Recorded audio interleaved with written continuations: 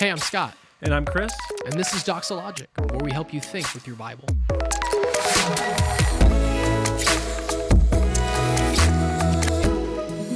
Well, hello, Allie. It's so nice to see you and to meet you. Yeah, thanks for having me. We're really grateful to be able to talk. I feel like a little bit of a fanboy, if I'm honest. Listen to you often. I remember about 3 years ago getting introduced to you. Feel like it's so cool to see the growth of your show and get a chance to meet you today. Well, thank you. I am really excited to talk to you guys, and thanks for being a fan and for watching and listening to Relatable all these years. It has been a really fun journey. Yes. So tell us, in fact, a little of the history, your personal history, the podcast growth, how you're at the Blaze now. Yes. So personal history, born, raised Dallas, Texas, both parents Christians, very thankful for the Christian foundation. I don't have, a lot of people today have a lot of stories about the bad parts of being raised in a Christian family or being raised, especially as a Southern Baptist and youth groups, all those terrible things. But I, maybe didn't have a perfect experience because institutions are made up of fallible people. And so I'm sure there were doctrines and theology that I learned growing up that weren't perfect, but I'm very thankful for the foundation that was laid just by going to church consistently and learning about the Bible and being raised by parents who cared about boundaries and cared about, biblical discipleship and discipline, and who cared about me.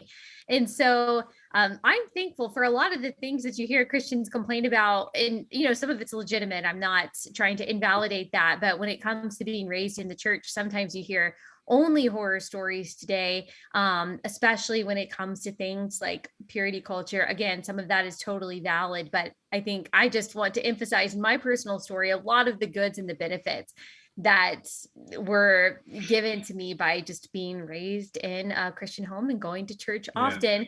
And then I went to college in South Carolina, and that's not typical. People from Texas typically stay in Texas, and I don't blame them. Texas is an awesome place, but I just wanted something new. So I went to a small school in South Carolina, and thankfully the Lord was very gracious to continue to grow me in my faith. For me, my faith really became my own and became a more serious and integrated part of my life when I was a junior or senior in high school.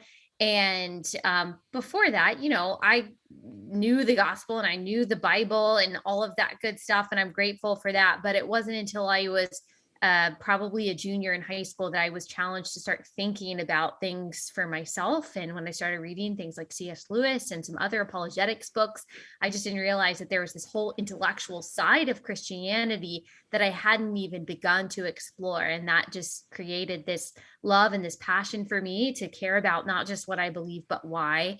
And so that grew when I was in college. But I wrote a book that came out last year where I talk about some back and forths in my faith and in my life when I was in college. I talked about going through a really difficult season of an eating disorder and certainly just personal rebellion in different ways with alcohol and with just living a life that I knew wasn't pleasing to God. And yet for a variety of reasons, which we may or may not get into, I was certainly turning away from him. But long story short, by the grace of God, he brought me to a place of repentance a little bit after college and actually used my eating disorder to do that. And a counselor who just told me hard truth and was the epitome of speaking the truth in love to bring me back to the gospel and what I knew was an abundant life. But for whatever reason, in an effort to try to be my own satisfaction, I had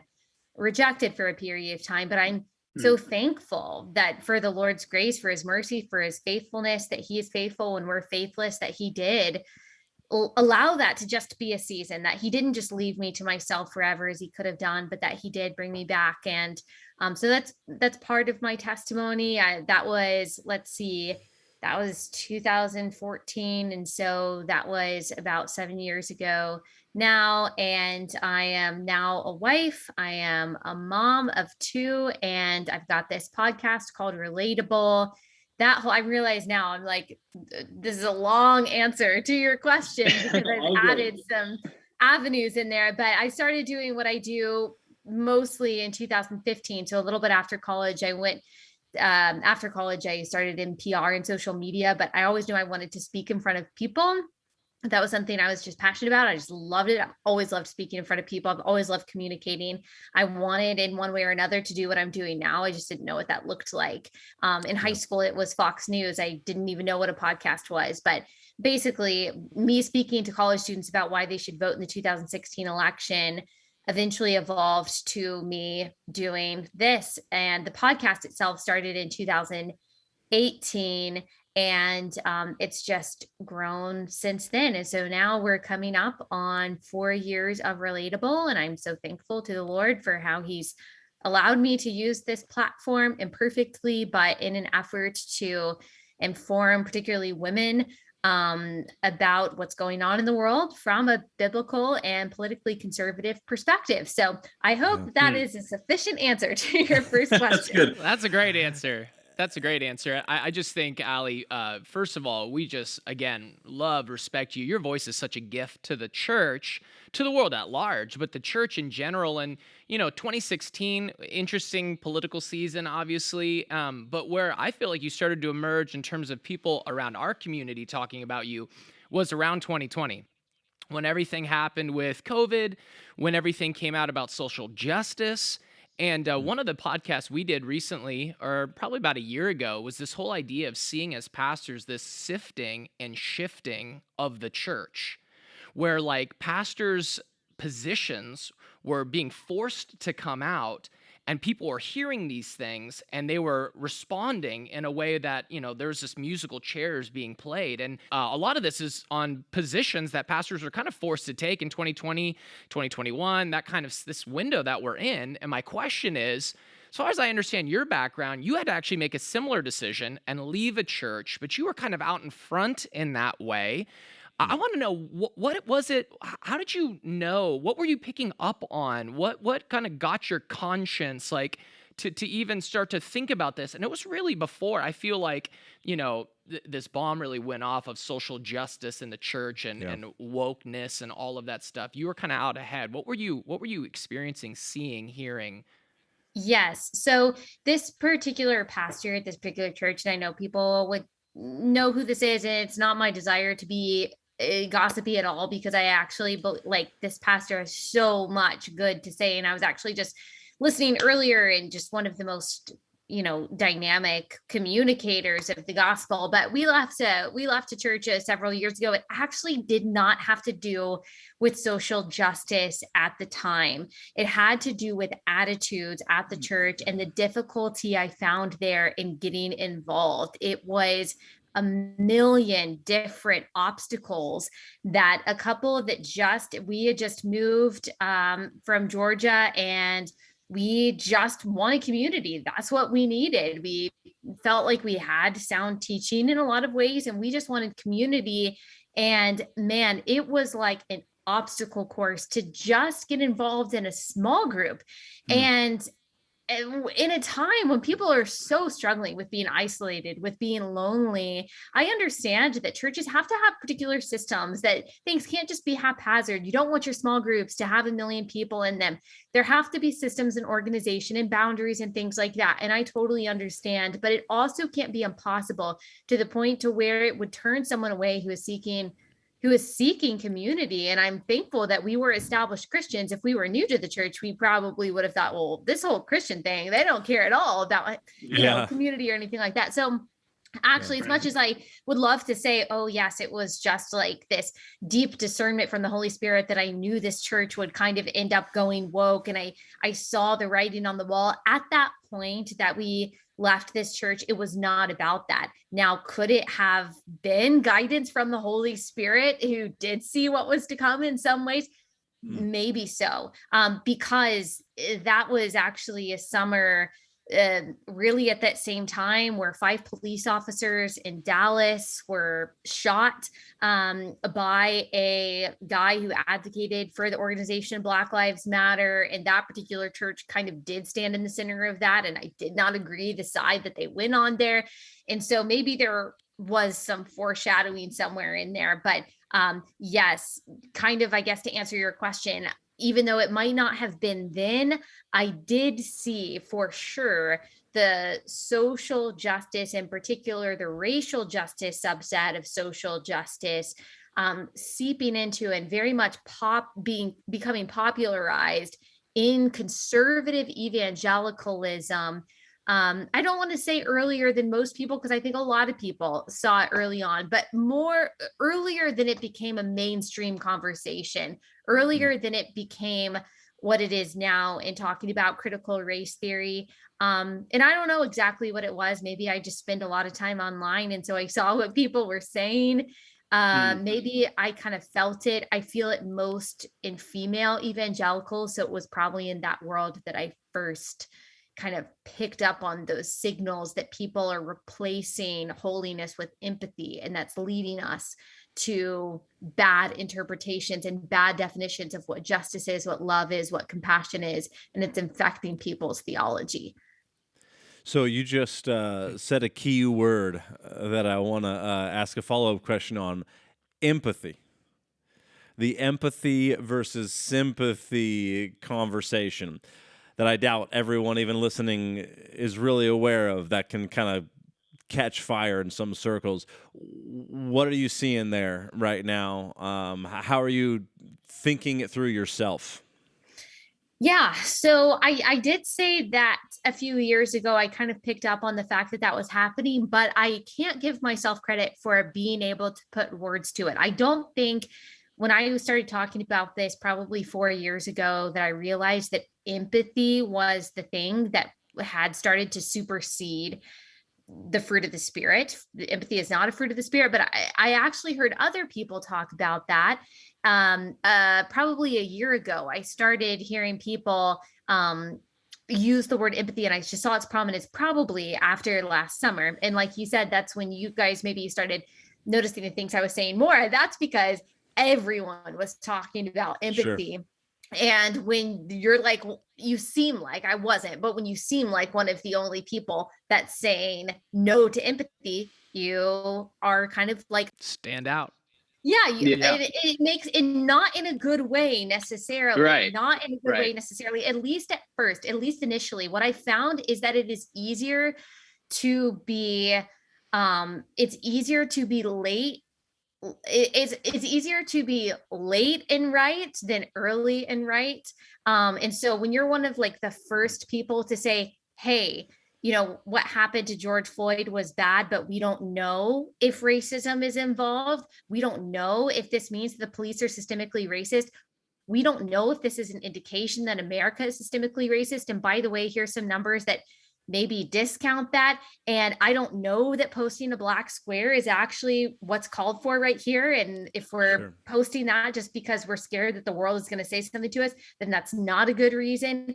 When you're talking, when you're not willing to guess about the motivations of a police officer's heart, when you're not willing to indict an entire system or an entire country based on one incident, when you're not willing to post the black square that everyone else is posting, when you are disagreeing publicly with very prominent and well-established and much smarter than me and much more learned Christians than I am, when you are asking them why they are excusing looters and rioters and how that fits into a biblical definition of justice, people are just going to think you're a bad person.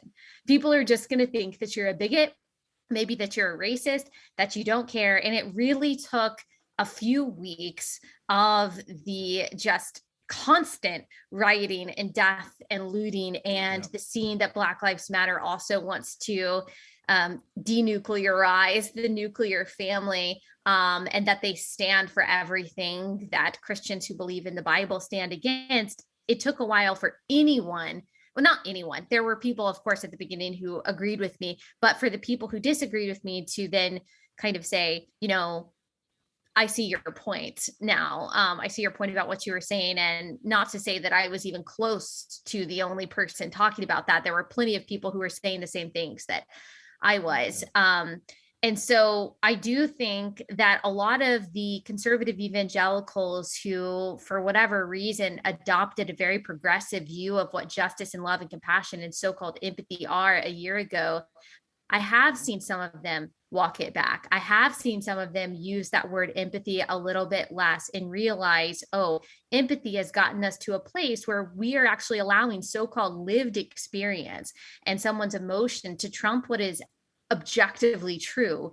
And I'm glad for that. Unfortunately, we still see a lot of it. We still see a lot of people trying to say that in order to be truly loving, in order to be truly Christ-like, we simply have to agree with someone superimposing their lived experience like on reality and saying that what they've experienced is then objective truth. Yeah. You of course still have Christians saying that Christians are only called to empathy. And I do think that, there is a lot of benefits to trying to imagine what it's like to walk in someone's shoes and putting yourself in their place and saying, wow, how would that feel to be in that position? I've never been in that position before. I do want to learn from someone's lived experience.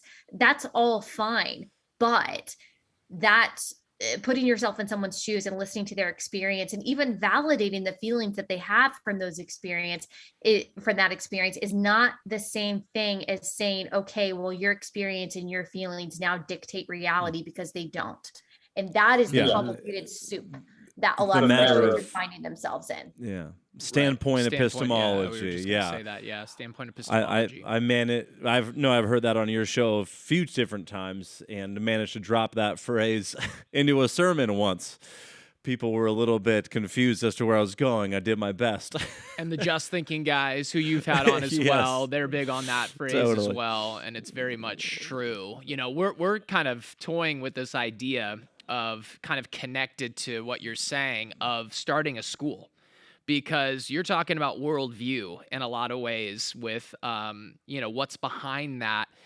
And I mean, it's not, we live in California, so things are kind of off the rails crazy here. But that being said, I know you have a heart for education. I know, biblically speaking, we're two fathers sitting here knowing that we have a responsibility to raise up our kids in the nurture and admonition of the Lord. And that is worldview shaping, worldview enculturation. That is our responsibility. And we see that shaping of souls to be part and parcel of what it means to like raise people up in their education to know, love, serve, worship Jesus Christ, and to cherish truth, goodness, beauty, these kind of things. And so, as we're kind of walking through this, I know you've had a lot of thoughts about schools and public schools, and, is it right to call them government schools now? And what is the responsibility that you would say right now for young parents to really just lean into this issue and figure out how best to be responsible for that Christian duty we have? You know, I've been thinking about something a lot recently is when we study history, we kind of see groups of people as affecting each other. Like, for example, there's the Inklings when you think of, J.R.R. Tolkien and you think of C.S. Lewis, and they didn't probably see themselves, or maybe they did, as kind of a group of people all affecting one another, even the founders or the people in the Enlightenment, different groups of philosophers at different points in history. You can tell how all of their ideas and the things that they did kind of built on one another and started a movement that we now kind of categorize as a certain thing. And a category that I'm seeing formed right now, and it's kind of weird to see this occur in real time, is passionate Christians who want to educate young people on a worldview. I have heard so many Christians like you say the same thing. I want to start an online course. I want to write a series of children's books. I want to start some kind of seminary. I want to start some kind of expository training thing. There seems to be this passion, not just for Christians to teach and to teach the next generation, especially when it comes to worldview issues, but also for Christians to be taught. And people are really hungry right now to know what's true. Like, people really want to know those questions about worldview issues. And unfortunately, you have a lot of pastors that, because they don't want to be controversial, because they don't want to be a lightning rod, they think, well, I don't need to address those cultural or so-called cultural or political or social issues. They're really not for the Christian. They're biblical issues that have become cultural and political. And they don't want to address them. And they say, okay, well, I'm just going to preach on this, which of course, I don't believe that pastors should be constantly talking about politics from the pulpit. But the reality is that your young people in your church, and not just your young people, your adults are wondering, okay, but what does the Bible say about gender identity? Should I put pronouns in my profile? Like, you don't want to think that Christians are asking that question because maybe to Oh, me they and are. you, Yeah. we're just like, duh, why wouldn't you know Yeah. this? But a lot of people don't. They don't have the foundation. They're new Christians, or they think they have a foundation, but they don't really have a whole lot of theological understanding. They're really more persuaded by people on TikTok than they are people in their church. And so whether pastors want to talk about it or not, the reality is your congregants are being discipled. They're being discipled in these questions. They are getting answers to these questions. They're getting answers to questions about pronouns, about race, about what justice looks like, about sex and sexuality and marriage, about abortion. They are being discipled in these categories. And if you care, if your congregants are biblical or not, which I would think as a pastor, pastors do, then you have to address these questions. And so I think it is certainly a worthy pursuit for Christians who want to either equip pastors or equip Christians, especially younger Christians, to answer these really difficult questions and to lay a foundation of solid theology. How do you read your Bible? How do you read your Bible in context? How do you answer these difficult questions? How do you think about ethics and everything from a biblical worldview? A lot of pastors have already done that, but I think there can always be more. People are so hungry for that right now. And so I just say, definitely step into that if you are someone who feels like you specifically, if you are like being called to that and you're like equipped for that. I think that that is amazing. I think that there are a lot of Christians who feel that right now. Yeah. Sounds like you're pushing back on the myth of neutrality, right? I feel like in the last year, that's been a development for me to just be committed. There's no such thing as neutrality. And I see the institutions, whether they're seminaries or undergrads or churches, they want to walk that, like, well, what we sometimes call the evangelifish middle of the road. The mushy middle. The mushy middle. There's no middle of the road anymore. And the longer you try to straddle that, the more foolish you're going to look over time. Because the myth of neutrality is something that for decades our world successfully ran that play, I think. Just say, hey, like keep your Christianity out of these zones. And meanwhile, we're just going to shove other religious beliefs in that. Yep. And they will say, well, leave your Christianity out of the sphere of science because only science is going to rule here, or leave it out of public schools because we're just talking about truth and history. But there is no neutral ground. There is no neutral ground. As C.S. Lewis said, every square inch of the universe is claimed by Christ or counterclaimed by Satan. There is no neutral ground. And I think a lot of people think that secularism is neutral. It's not. So if your public school says that, well, or even private school, not all private schools are Christian, obviously, and even the ones that claim to be Christian aren't always biblical. There is no neutral ground. And so how your teachers are teaching history, how they are teaching science, it is coming from a particular worldview. Now, I'm not advocating necessarily that every single school has to teach the exact same theological doctrines. Just understand that when your kid is going to public school, they're learning a worldview. It is not void of a worldview. The curriculum, as we've seen more and more, is actually outright. Secularism has its own dogmas. It has its own religious doctrines. It has its own maxims, and they don't actually make sense. For example, trans women are women, whatever that even means. They have absurdity after absurdity that is in direct contradiction to a biblical worldview. And so for parents who are sending their kids to any kind of school, not just a public school, that has a directly contradictory worldview, you are putting yourself in competition with adults who are teaching your kids one worldview for 8 hours of the day, and then maybe for 4 hours of the rest of the day, you are trying as hard as you can to, undo what's been done during the day. Right. And Right. that's just really difficult. I understand not every single parent has all of the options before them to send their kids to an amazing Christian school or to homeschool them. But a lot of parents do have the option and they're not choosing it because they have been deluded to think that secular means neutral and objective, and it doesn't. Hmm. Hmm. And it's a lordship issue at the end of the day. I think if Yeah. Christ is Lord, what does that actually mean and imply? And I think I've been pressed in this season to realize just how much Christ is Lord involves everything. I know that sounds, funny, but it's pressing us in this right time Mm. over Yep. ideologies, political views, social issues. Is Christ Lord? If so, then we bow under the truth and how the word of God would bear its weight on those circumstances. And, another issue that I think about that you talk about often is the culture of death. And, the Supreme Court case going on right now regarding abortion. And even California, I think recently coming out, was it today? Coming out and saying they were going to be a sanctuary state if, in fact, Roe is overturned, Roe v. Wade.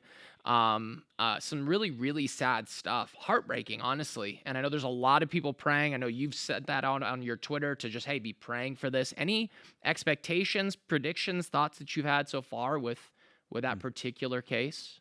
Yeah, and just to clarify, when California says that they're going to be a sanctuary state, this is the most Orwellian term that you can think of. When you think of sanctuary, you think Right. of holy, you think of a safe haven. What they actually mean is that they will provide ways for women to have abortions, to kill their Right. preborn babies legally, and probably subsidized by the California taxpayer. So that is as 1984 as you can get it, just like the Ministry of Love and the Ministry of Peace and the Ministry of Truth in 1984 meant the exact opposite. So Yep. California means the exact opposite. When they say a sanctuary state, they mean a place where you can kill your child without repercussions. And that is typical of depraved minds that seem to be running California's government and many governments in this No, not seem country. to be.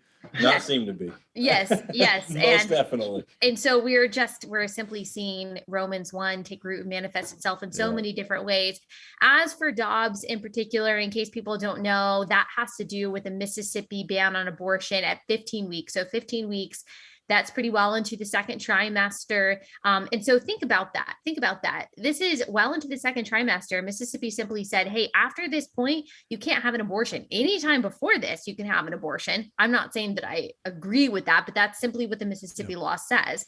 If you saw the coverage of this from a so-called pro-choicers, which is in essence pro-abortion, you would think that they are trying to ban abortion outright, but they are actually screeching like banshees about the fact that a woman cannot have an abortion after 15 weeks. Now, the reason they chose 15 weeks is because it is believed from what we know about fetal development that a baby at 15 weeks can actually feel the pain of the abortion needle, which is, not to get too graphic, but it is sent through the abdomen of the woman and into the heart of a living, squirming baby, so that the heart goes into cardiac arrest and then the baby dies. And then the baby is dismembered using forceps and pulled out of the birth canal. That is a second trimester abortion. So whenever people are saying this Mississippi law is so terrible, what they are saying is that a woman in the second trimester should be able to opt for killing her living and squirming child. And so this particular case, Dobbs, is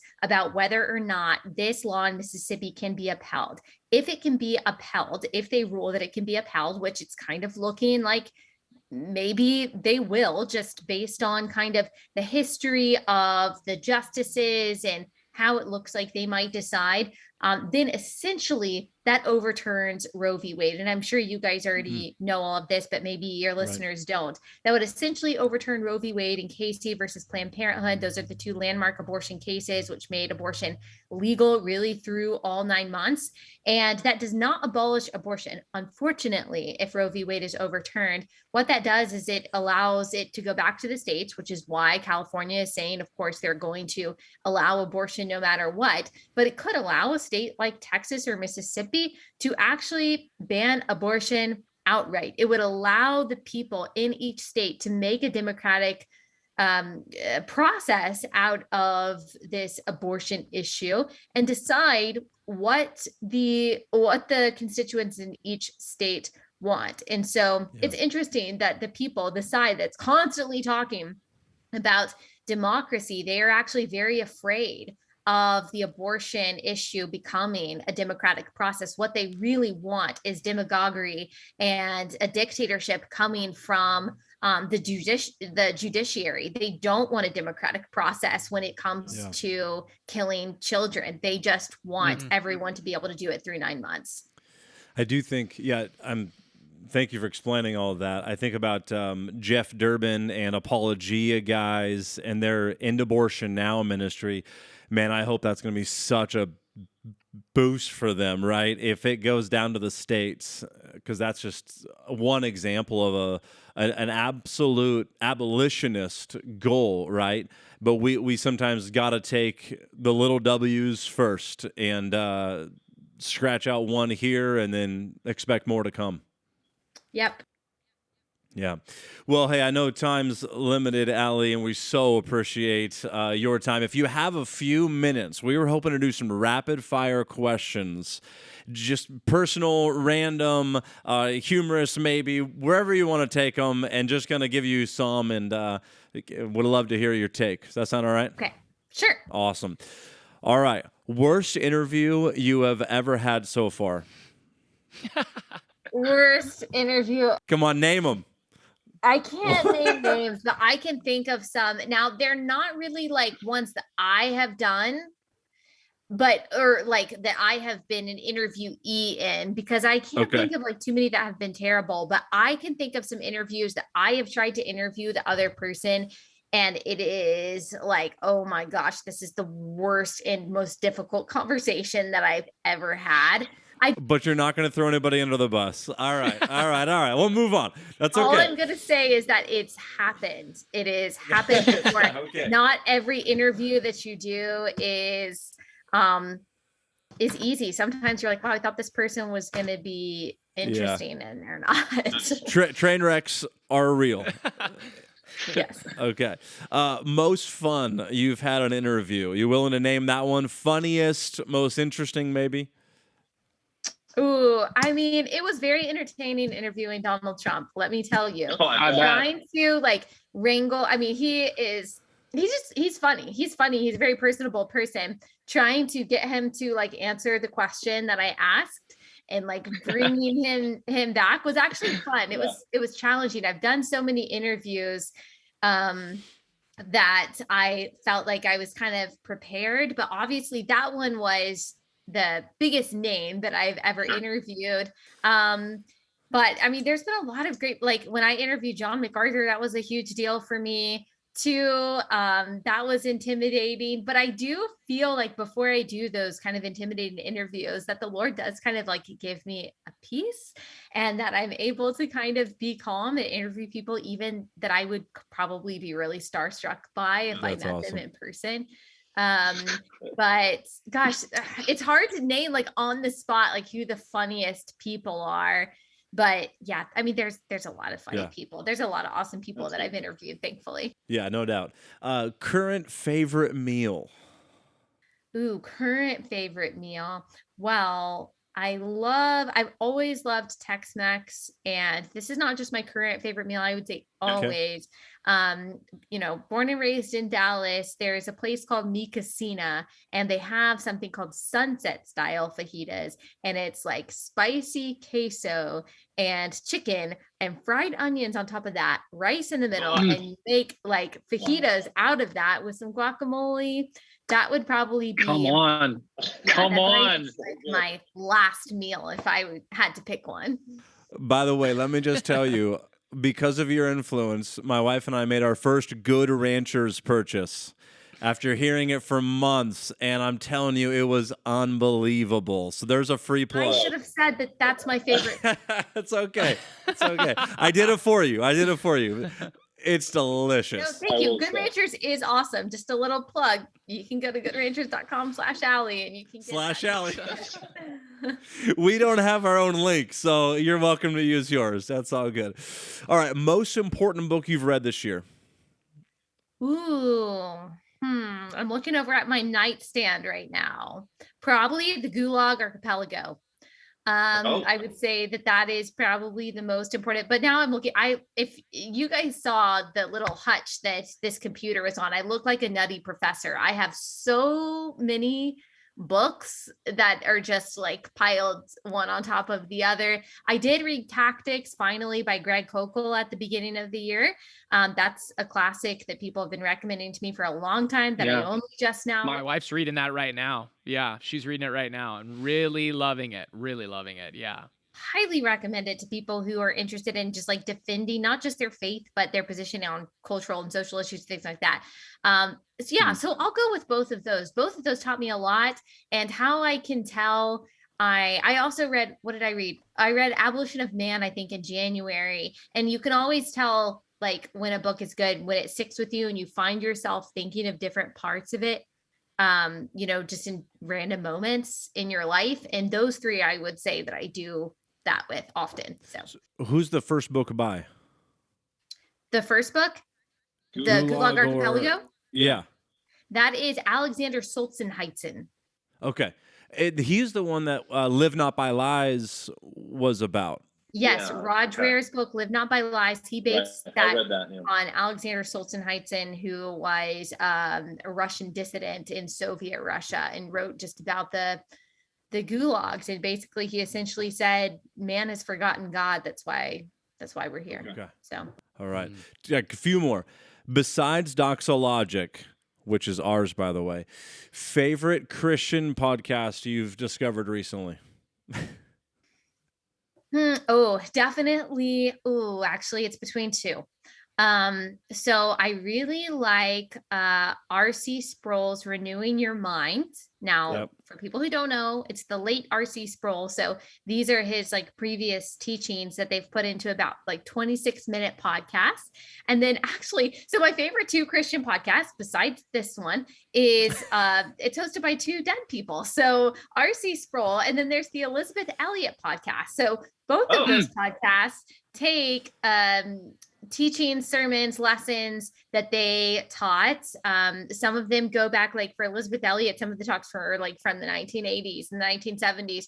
And they put them into like 30-minute podcasts. And I just have been extremely blessed by those. I mean, I listened to several others too, but those are just so timeless and good. And Elizabeth Elliot, especially, so much of like just the female teaching that we get today as Christian women is just so soft and mushy, and like we can't take sternness, or we can't just take the truth. Like we just hear constantly that our biggest issue is that we're self-conscious, or that we're insecure, or that society doesn't like us, or that other people's judgments are our problem, rather than being told that our biggest problem is sin, just like everyone else's biggest problem. And to just hear that outright from someone like Elizabeth Elliot, it's so refreshing and honestly comforting to me. She gives so much practical advice too, just about like how to order your home, how to submit to your husband, how to like love your children well. And that also, it's not completely missing from today's landscape at all, but it's harder to find, I would say. So yeah, those are two podcasts that I really like a lot. That's awesome. All right, last one. Who are you hoping to interview next year who you've never interviewed? So my dream interview is Thomas Sowell. I don't think that's going to happen because he's in his 90s. We've been trying for a long time, and he has no reason to say yes to an interview request by me. But we're hoping, and we've asked, and I said that I would travel to California to make that happen, even if it's just a 10-minute interview. I mean, I would love to interview him. I think Clarence Thomas would be another awesome person to interview. But yeah, Thomas Sowell is the big one. I wanted to interview Donald Trump for a while, so that was fun. And hey, if President Biden, if he wants to come on Relatable, then I would be happy to have him on. Let's do it. Oh, I'd be 2022. fascinated. Let's do it. Yeah, let's try. I'd listen to that. For sure. All right, Allie. Well, hey, thank you so much for all the time you've given, and just your perspective is so appreciated. Really is a joy to get to meet you, and our people are greatly going to benefit from this as well. Yeah, super appreciated. Thanks, Allie. Thank you so much. You've been listening to Doxologic, a podcast by Doxa Church in Rocklin, California. To learn more, visit doxachurch.net.